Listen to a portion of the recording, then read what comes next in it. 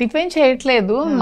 మేము ఎన్నోసార్లు చెప్పాం మా సిచ్యువేషన్స్ వల్ల మేము కలిసి ఉండాల్సి వచ్చింది. మేము కలిసి ఉన్న తర్వాత మా మధ్యన లవ్ అనేది బాండింగ్ అనేది అది డెవలప్ అవుతూ వచ్చింది. సో దాన్ని మేము దేంతో కంపేర్ చేయాలనుకోవట్లేదు.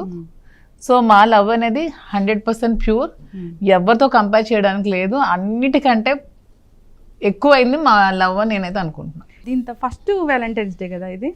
లేదు, 4th వ్యాలంటైన్స్ డే. 4 years నుంచి మేము కలిసే ఉన్నాం.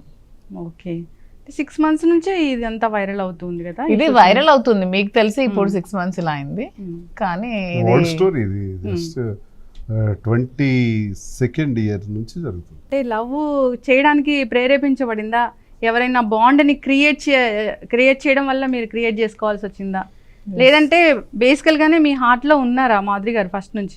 మా కుటుంబంలో జరిగినటువంటి వివాదాలు, గొడవలు, ఈర్ష్య